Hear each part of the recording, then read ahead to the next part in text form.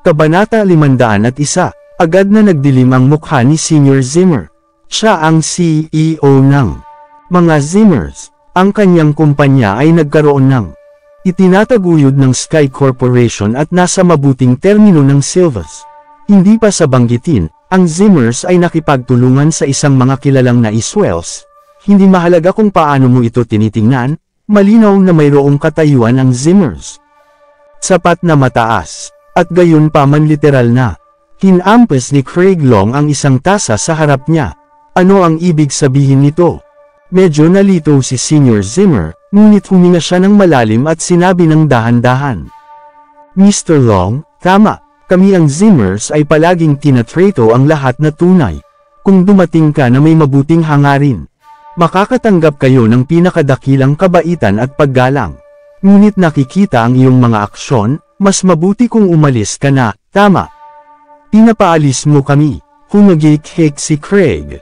Hindi pa tayo tapos. Kung hindi mo kami binigyan ng magandang paliwanag, kaya ko tiyakin na hindi namin hayaan ang mga Zimmers na mabuhay sa Buckwood. Ipapaalam namin sa iyo ang mga kahihinatnan ng sakta ng mga taong katulad namin. Ang iba ay tumawa. Ang isang pamilya na hindi gaanong mahalaga ay maglakas loob na tawagan ang iyong sarili ng mahal. Sa palagay mo mayroon kang isang lugar sa Buckwood. Kahit na ang ilang mga random na may-ari dito na mas mayaman kaysa sa iyo. Iwanan mo siya ng maling pagpapanggap, gagawin mo. Subukan mo ako at bibigyan kita ng isang malaking sampal. Ang mukha ni Sr. Zimmer ay lalong nagdilim. Sa harap ng mga mapagmataas na binata, nawala siya. Pwede bang sabihin sa amin kung paano namin maaaring masaktan kayo ng mga Zimmers? Hindi ka ba dapat maging malinaw tungkol sa kung bakit mo ito ginagawa? Ang mga batang tagapagmana ay tumawa ang tawa sa buong silid. Si Zack Zimmer ay lumakad sa sala na may makabuluhang hitsura. Maingat na tumawid ang mga kamay sa likuran. Nakita niya si Zack, ngumiti si Craig. Kung hindi ka Executive Vice President mula sa pamilyang Zimmer, si Mr. Zack. Huwag pansinin ang natitira. You, Craig Long, sasabihin ko sa iyo ang lahat. Mag-aalok din ako ng Zimmers ng isang pagkakataon upang maipaliwanag ang kanilang sarili. Sumagot si Zack at ng isang mahusay na natured na tawa kung yan ang kaso. Mr. Long, kung gayon hindi tayo maaaring higit pa sa pasasalamat. Mangyaring sabihin sa amin kung ano ang aming mali. Nakikita kung paano binubuo. Nariyan si Zack, hinalinhan si Sr. Zimmer. Ang kanyang desisyon na piliin si Zack bilang tagapagmana sa negosyo ng pamilya. Ito ay naging matagumpay. Sa mga mahahalagang sandali tulad nito, si Zack ang maaaring tumayo at kumuha ng responsibilidad. Ngayon ito ang marka ng isang mabuting anak. Ang iba pang mga Zimmers na naruroon ay nagsimulang bumulong sa kanilang sarili. Si Zack ay hindi kapani-paniwala. Hindi siya natatakot sa mga taong ito. Sa mga oras na tulad nito ay makikita natin kung sino siya. At responsable, tama. Ano ang isang mahusay na tao? Walang ordinaryong tao ang maglakas loob na gawin ang ginagawa niya. Tiyak na kailangan natin si Zack kung nais natin na tumaas sa tuktok ang ating pamilya. Isinasaalang-alang ang pulong na talakayan sa pagitan ng Zimmers, si Zack ay labis na nalulugod sa kanyang sarili. Hawak pa niya ang pag-iingat at hindi sinasadyang kamangmangan, na nagpapanggap na hindi siya ang nag-focus ng kanyang paksa. Malamig na sinabi ni Craig, Vice Presidente Executive, lahat tayo sa ilalim ng Sky Corporation. Sa palagay mo ba ay mas mahusay ang Zimmers kaysa sa aming mga pamilya? Lahat, ang aming mga negosyo ay nasa daan patungo sa pagkalugi, iyo ay ang tanging pagbubukod. Nilabag mo ang mga batas ng Buckwood. Ang mga bagay sa mga lupon ng negosyo ng Buckwood ay dapat malutas batay sa mga patakaran ng negosyo. Hindi mo ba ipapaliwanag kung bakit mo nilalabag ang aming mga kombensyon? Ang mukha ni Craig ay nagyelo at tumingin. Handa nang pumatay kung ang Zimmer ay hindi nagbigay sa kanya ng isang tamang paliwanag. Tiningnan ni Zack si Craig ng isang nagulat na hitsura. Nakikita ko. Hindi ko alam ang tungkol dito. Ginoong ang eksakto kung paano namin sinira ang mga batas. Sabihin mo pa sa amin ang mga detalye. Malamig na sumagot si Craig Long, kaya nga, hayaan mo akong magsimula. Hindi ko alam kung ano ang ginawa ni Mandy Zimmer at kanyang pamilya upang makuha ang kanilang negosyo sa pagkalugi, maaaring dahil sa kanyang mga kakayahan. Ngunit tulad ng sinabi ko dati, mayroon kaming aming sariling mga patakaran at konbensyon sa mundo ng negosyo ng Buckwood. Kabanata 502, kung wala sila, walang maaaring gumana ng walang mga problema. Ginagawa nito ang mga kaaway ng lahat ng mga Zimmers, ang elite at royalties ng Buckwood. Kinuha ng mga Zimmers ang lahat ng ito sa pagkamangha. Si Queen ang unang gumanti, tumayo siya. Galit at bulalas ng labis, Lolo. Palagi kong naisip na may mali. Paano malulutas ni Mandy lahat ng ating mga problema sa sandaling siya ay nagpapakita na walang kahulugan? Dapat ay gumagamit siya ng mga trick na marumi. Kami mga natitirang Zimmers ay tuwid na mga tao. Paano natin tiisin ang isang katulad niya sa atin? Ang paraan ng paggawa ni Mandy ay lumalabag sa mga pangunahing patakaran ng industriya ng negosyo ng Buckwood. Sa halip na mailigtas ang ating pamilya ay nasasaktan tayong lahat. Lolo, iminumungkahi ko na sipain natin siya sa labas ng ating bahay. Sandali, dapat nating ipakita sa mga taong ito kung nasaan tayo at bigyan sila ng isang tamang pagsasara. Lahat ng Zimmers ay kasalukuyang tumaas ng magkakaisa. Humiling si Craig Long ng paliwanag. Sa madaling salita, nais kong isara. Ano ang gagawin na pinakamahusay na paraan upang makamit ito? Hindi sila makakapunta at ipahayag ang kanilang sarili bilang bankrupt. Iyon ay hindi may isip. Paano?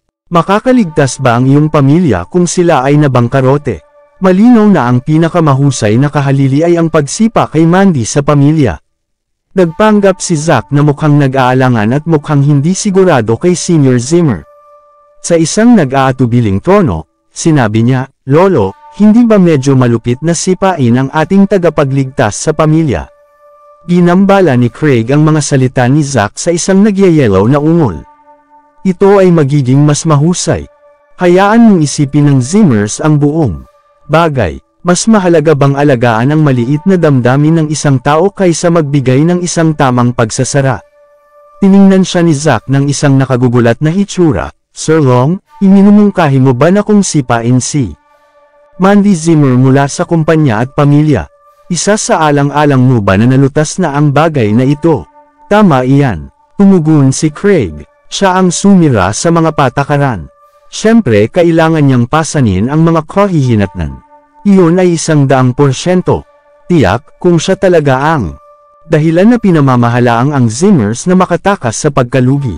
Pagkatapos ay makikita namin kung maaari mo pa ring mapanatili ang iyong katayuan pagkatapos na siya ay wala. Kung kaya mo, aaminin namin ang iyong mga kasanayan at hindi kami muling makialam. Oo, tinatanggap namin. Ito ay tulad ng nararapat. Tinulak niya sa pamamagitan ni Craig, ito ay perpekto. Una niyang ipinahayag ang kanyang galit sa mga Zimmers. Lamang nadahan daw ang idirekta ito patungo kay Mandy. Si Zack ay nag-aalangan pa rin, na nagpapalabas ng mga malabo na sulyap kay Senior Zimmer na nagpapanggap na hindi mayroon siyang ideya kung anong aksyon ang dapat nilang gawin. Ang mukha ni Senior Zimmer ay malupit, dahil wala siyang balak na kumuha ng kapangyarihan kay Mandy sa oras na iyon. Naintindihan niya ng mabuti na kung wala si Mandy, ang pamilya ay hindi maaaring manatili nang walang. Gayunpaman, ngayon, kung hindi niya malutas ang problemang ito na lumulubog sa harap ng kanyang mga mata, pinag-isipan niya ito sandali at sinusubukan upang makahanap ng pinakamahusay na solusyon. Sa wakas, nagbigay siya ng ubo at sinabi, Zack, kahit anong gawin ni Mandy, ito ay ginawa niya ang lahat para sa ikabubuti ng ating pamilya. Siya ay may mabuting hangarin, kaya hindi natin siya masisisi. Siya ay nanunguya. Nangangahulugan ba ito na ang CEO Zimmer ay tumingin sa ating lahat? Wala siyang balak na ipaalam sa amin na mailigtas ang mga mukha ng lahat, tama? Okay, pagkatapos maghintay lamang at tingnan kung ano ang mangyayari sa iyo pagkatapos ng ilang araw. Si Senior Zimmer mabilis na tumunog at nagpatuloy, lahat kayo mga Ginoo ay mga mahahalagang tao sa Buckwood. Paano kaming mga Zimmers na may katapangan upang masaktan ka? Tiyak na bibigyan ka namin ng pagsasara na gusto mo. Paano ito pupunta sa isang pangako? Sa oras na ito, hindi posible na alisin natin si Mandy sa ating pamilya. Bilang kapalit, bibigyan kita ng isang trabaho. Ako ay isang walang laman na may pamagat at walang tunay na kapangyarihan. Nakikita na ang mga miyembro ng aking pamilya ay sumasang-ayon sa mga kakayahan ni Zack. Bibigyan ko siya ng posisyon at kapangyarihan. Sa ganitong paraan, magkakaroon tayo ng pagkakataon na magtulungan bilang mga kasosyo sa negosyo sa hinaharap. Ano ang masasabi mo? Kabanata 503. Si Senior Zimmer ay mapagpasensya habang ipinaliwanag niya ang kanyang mga saloobin sa iba. Si Craig Long ay sumimangot ng bahagya at pagkatapos ay mabilis na sumulyap sa kanya at sinulyapan niya si Zack Zimmer ng isang maingat na pagtingin bilang tugon, bago pa lumingon sa kanyang lolo upang magsalita. Lolo, hindi mo magagawa iyon. Iniisip ni Mandy na pinlano ko ang isang bagay upang siraan siya at makapunta sa ilalim. Si Mandy Zimmer ay nasa kapangyarihan pa rin, ang lahat ay magiging parang walang kabuluhan. Nasa iyo pa rin ang kapangyarihan ng Zimmers, ikaw lang ang maaring magpasya para dito. Tiyakin lamang na maaayos niyo ang mga bagay na ito kung hindi darating ulit kami dito kasama ang mga lalaking ito. Aalis na kami. Si Craig Long naglalakad palabas ng pintuan ng buong pagmamalaki, kasunod ng kanyang pangkat. Hindi tulad ng lahat, tila sila ay nagtaka at nababaliw na. Sila ay nagmamadali sa Zimmer Mansion na puno ng galit sa pagmamadali, ngunit walang nakamit. Paano ito isang kasiya siyang conclusion? Wala sa mga ito ay may sapat na kakayahan na magsalita. Nang umalis na sila, ang isa sa mga mayayamang tagapagmana ay hindi maiwasan ang magpahayag ng kanyang mga pag-aalinlangan. Craig, sigurado ka bang dapat nating hayaan silang umalis tulad nito? Hindi pa natin nakukuha ang anumang bagay dito. Pumunta kami dito upang mailigtas ang aming mga pamilya mula sa pagkalugi. Bakit dapat nating alagaan kung nais nilang mapuksa ang isang hindi mahalaga na babae? Kung pupunta tayo sa pera ay i-drag namin ang mga Zimmers sa amin. Isa-isa nilang sinimulan upang ipahayag ang kanilang kawalang kasiyahan. Hindi mahalaga kung paano mo ito nakikita, ang buong sitwasyon ay tiyak na kakaiba. Matapos ang lahat ng mga banta na ginawa nila, wala silang natanggap na resulta bilang kapalit. Posible bang lumabas ang mga Zimmers mula sa pagkalugi? Hindi mo maiisip na lahat iyon dahil ang isa sa kanilang mga kababaihan ay nabalitaan na lihim na ginang ni Prince York. Kung iyon ang kaso, alin sa inyo ang may lakas ng loob upang maikalat ang balita at ipaalam sa lahat? Lahat sila ay nagpalitan ng hindi siguradong sulyap. Sinabi ni Craig sa kanila ang katotohanan. Wala sa kanila ang nang-ahas na sisihin ang anuman tungkol sa pribadong buhay ni Prince York sa publiko. Ano ang sinusubukan nilang patayin ang sarili? Ang ginawa namin ngayon ay higit pa sa sapat na. Craig, ang Zimmers ay pinipilit natin na magbigay ng isang paliwanag sa parehong oras ay nagpapahiwatig tayo kay Prince York na alam nating lahat ang kanyang mga lihim.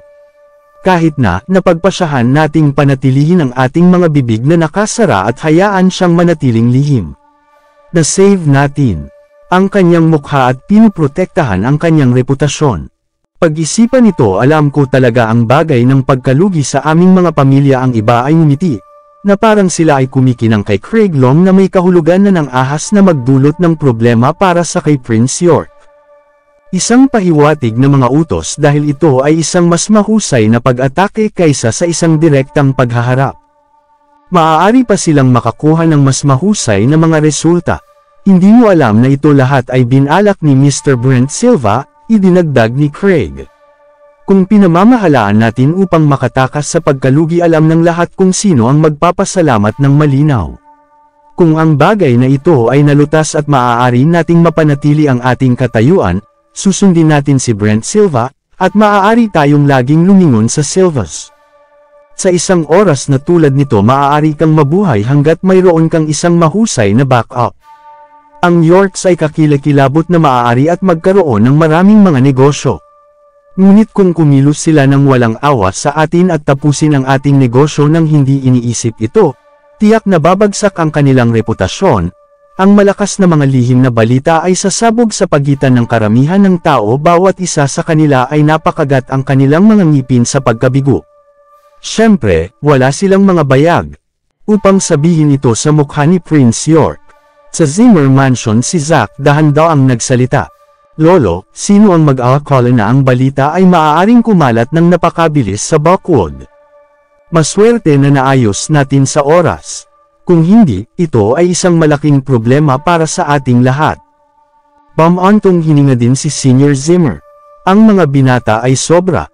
Walang awas sila. Nakatakas tayo sa pagkalugi, salamat sa ating sariling mga pagsisikap tayo ay may kakayahang mga tao. At gayon pa man sila ay kumilos na parang gumawa tayo ng isang bagay na hindi mapapatawad.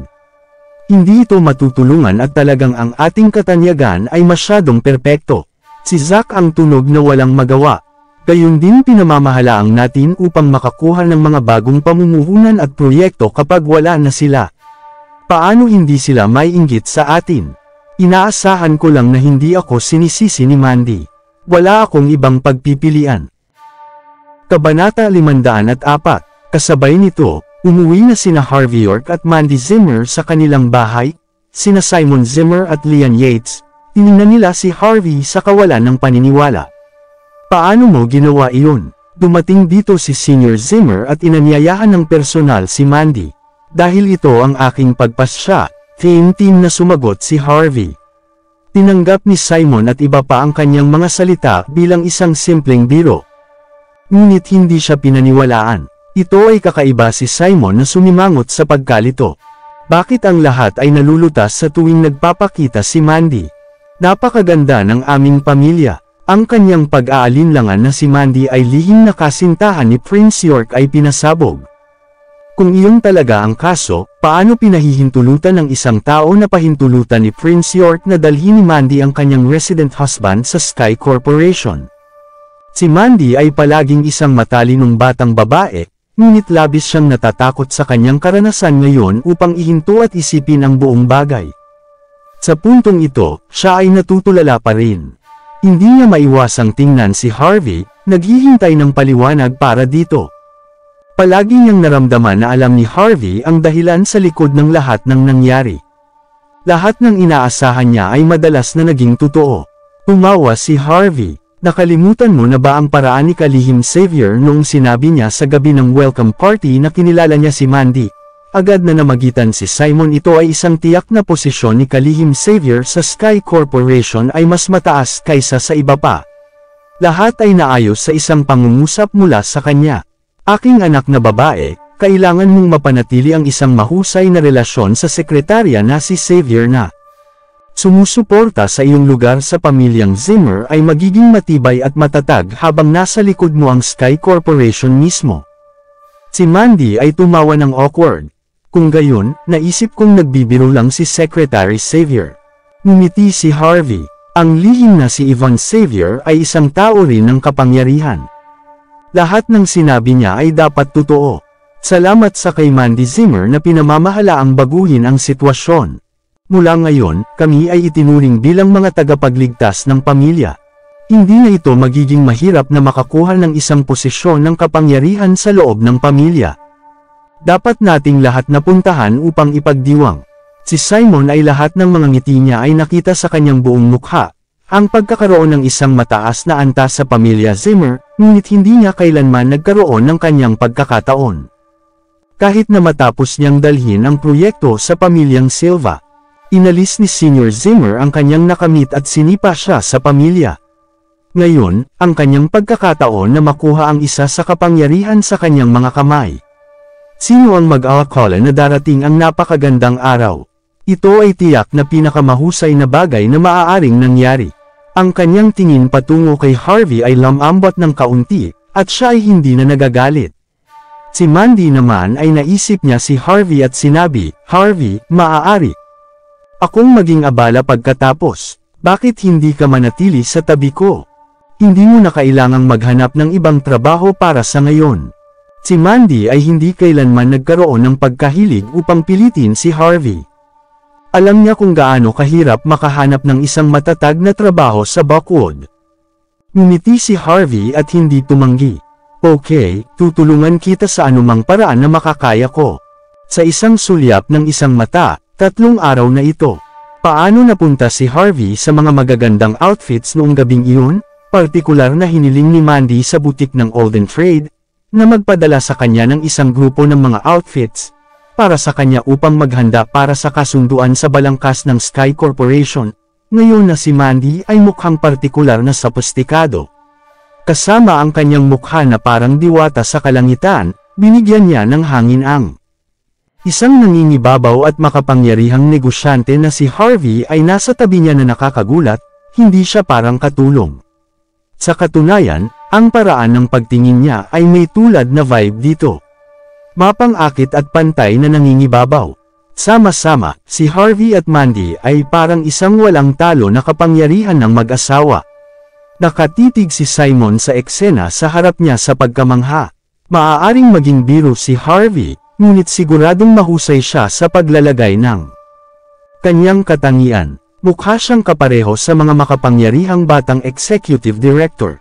Nakakahiya kung paano niya binigyan ng gayong impression kapag sa katotohanan ay wala siyang silbi. Anong kahihiyan?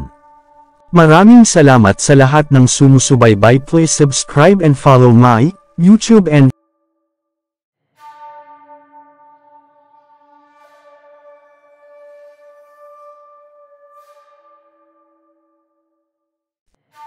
Kabanata 505. Bago umalis, naisip ni Mandy Zimmer sa kanyang sarili, sandali at tayong dalawa Harvey, ay isipin ang dapat nating sabihin kay Lolo at sa iba pa. Pagkatapos ng lahat, tayo ay kumakatawan sa Zimmers upang pirmahan ang kasunduan sa balangkas. Hindi sa palagay ko na kinakailangan na tinukoy ito ng Sky Corporation. Ito ay hindi gumagamit ng ibang tao na pupunta para tumugon. Hindi ako dapat gumawa ng kahit ano dahil siya ang minamahal kong lolo, kaya kailangan kong magpakita ng paggalang. Si Mandy ay isang masunuring apo. Halos hindi kaagad sinagot ni Senior Zimmer ang kanyang tawag, sa utos ay marinig ng malinaw si Mandy mula sa kabilang telepono. Ano ang kailangan mo, Lolo? Ngayon ipapaalam ko sa iyo, pupunta kami ngayon sa Sky Corporation upang pirmahan ang kasunduan sa balangkas. Naisip ko lang na dapat kong sabihin sa iyo, magalang na sinabi ni Mandy. Sina Zack at Queen ay naglakad na para doon. Hindi mo na kailangan, ang tono ni Senior Zimmer ay parang walang tiyaga. Ang kumpanya nating Zimmer ay nagtatag ng isang tanggapan para sa iyo, kaya gawin mo na lang ang iyong trabaho. Kaya tinapos agad ni Senior Zimmer ang tawag, biglang si Mandy ay napahawak sa kanyang telepono na tulala. Paano ito nangyari? Nasimangot si Harvey. Ano ang problema sa sinabi ni Lolo, na sina Zack at Queen ay pumunta sila sa Sky Corporation upang mag-sign ng isang kasunduan sa aking lugar? Ano ang ginagawa nila? Gaano kaloko si Senior Zimmer? Mayroon bang nangyari sa mga nakaraang araw na ito? Si Mandy ay hindi dumalaw sa Zimmer Mansion ng ilang araw. Upang itago ang lahat, ang mga natitirang bahagi ng Zimmers ay sadyang pinanatili ang maraming pangyayari mula sa kanya. Hindi niya alam na nakatagpo sila sa mga mayayamang tagapagmana. Ilang sandali lang ay pinag-isipan ni Harvey ang bagay na ito. Pagkatapos ay sinabi niya, hindi mahalaga kung ano o bakit ito nangyayari at kung ito ay kasalanan ng Zimmer o hindi, ang kasunduang ito ay sa iyo. Walang sino man ang maaaring palitan ka o sirain ito. Ang ekspresyon ni Harvey ay naging malamig. Sino sa Sky Corporation ang maglakas loob na hayaang pirmahan ni Zack at Queen Zimmer ang pakikitungo kahit na isang mataas na ranggo? Ang ilang mga salita mula sa kanya ay higit pa sa sapat upang agad na mailigtas ang deal. Parehong oras sa Sky Corporation. Ang mga namumuno at kinatawa ng mga kilalang pamilya at korporasyon ay nakikita sa pangunahing bulwagan. Marami sa kanila ang dating may malaking kapangyarihan sa nakaraan. Ngayong lahat sila ay mga subordinate lamang ng Sky Corporation. Ang malaki at malakas na parang bundok na Sky Corporation. May karapatan silang humanga sa nagtatag nito. Ang CEO ay nakatayo sa entablado at ipinakilala ang kanyang sarili sa mga panauhin na babae at mga lalaki. Ang katotohanan na lahat kayo ay nandito, nangangahulugan na nagtagumpay kayo sa pagsali sa Sky Corporation. Mula ngayon, ang Sky Corporation ay kikilos bilang inyong pinakamalaking taga-suporta ang Prince York. Maaari mong matiyak na ito ay magsilbing itaas na bubong ng bakod ng Southlight. Ang mga panauhin na nandoon ay may pagkakamangha at kasiyahan. Bagaman nawalan sila ng kapangyarihan at kontrol sa kanilang mga negosyo sa pamilya ay nilinaw ng Sky Corporation ang mga termino kapag binibili ang kanilang mga shares sa pangangalakal. Ang kanilang tanging pag-asa ito ay magkaroon ng isang iginagalang na korporasyon tulad ng Sky Corporation bilang pinakamalakas na suporta nito upang lumago at higit na mapaunlad ang mga hinaharap na negosyo. Patuloy ang CEO sa pagsasalita, pinagsasama rin namin ang isang bahagi ng mga mapagkukunan ng Sky Corporation sa isang malaking proyekto at inihahatid namin ito sa Zimmers. Para sa kanila na muling itayo at bubuo ng sarili nilang kumpanya, ang pagkabigla at pagkamangha ay pumalit sa buong silid.